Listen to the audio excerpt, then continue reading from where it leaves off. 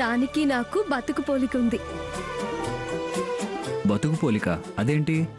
కాస్త ముందు ఎవరు దగ్గరికి తీసుకోలేరు, పేదతనం లాంటి గొంగళి పురుగు. ఇప్పుడు మీరు అభిమానించే సీతాకొక చిలుక. పోలిక బాలేదు ధరణి. మీరు ప్రేమిస్తున్నారు కాబట్టి నచ్చకపోవచ్చు గాని నేను గతం మర్చిపోయేదాన్ని కాదు. స్థాయి స్థానం మారాక ఎందుకు నిన్ను నువ్వు తక్కువ చేసుకుంటావు? మీరంటే రాజవంశంలో పుట్టారు కాబట్టి ఆలోచించాల్సిన అవసరం లేదు. కానీ నేనెప్పుడు ఎక్కడి నుంచి ఎక్కడికి వచ్చానా అని గుర్తుంచుకుని మసలడం మంచిది. అది మర్చిపోతే మనసు మారుతుంది. ఏ మంచితనం చూసి మీరు నన్ను దగ్గరికి తీసుకున్నారో ఆ మంచి దూరం అవ్వచ్చు. పేదింటి పిల్ల మహారాజుల చేత ప్రేమించబడ్డం, రాణివాసానికి రావడం అదృష్టం. దాన్ని కాపాడుకోవడం వ్యక్తిత్వం మీద ఆధారపడి ఉంటుంది.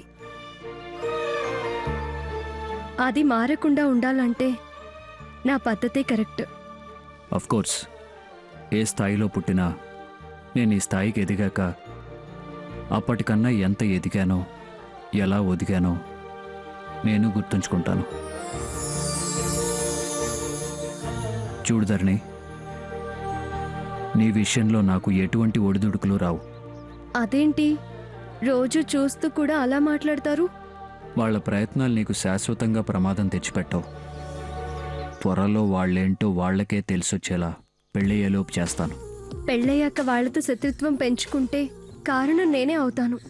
ఎందుకు నా కోసం మీరు చెడనిపించుకోవడం, నా విధేయుడు అనిపించుకోవడం? నేను నీ విధేయుణ్ణేగా. ఏమీ కాదు, నేనే జన్మ జన్మలకి మీ విధేయురాల్ని. కృతజ్ఞతలు చెప్పుకోవాల్సిన దాన్ని. నన్ను కోరుకున్నారని కాదు.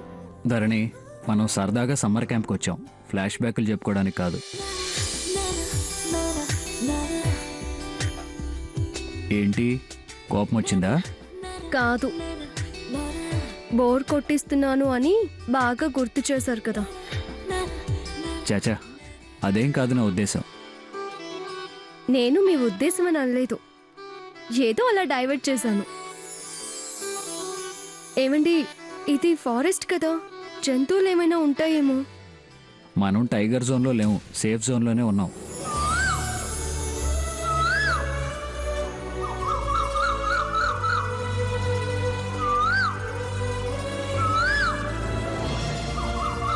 ఏముంది అక్కడ? సుశీల గారు. సుశీల గారా? వారెవరు? జాగ్రత్తగా గమనించండి. చూడొద్దు, వినండి.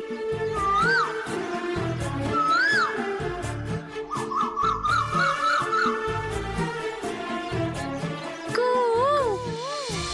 కూ, కూ. ఓహో, కోకిల్నా సుశీల గారు అందే. ఆవిడ్ను గాన కోకిల అంటారుగా. అడవిలో సుశీల గారు అంటుందేంటి అనుకున్నాను. మీరు కనుక్కోలేకపోయారుగా. నీ అంత షార్ప్ కాదు కదా.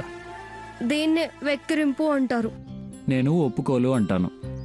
నేను ఒప్పుకోను అంటున్నా.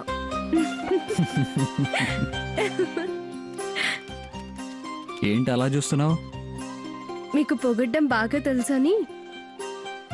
హలో, మళ్ళీ ఫ్లాష్ బ్యాకా? కాదు, మీ మంచితనం, మీ గౌరవం గురించి చెప్తున్నా. పొగిడింది చాలు, పద వెళ్దాం.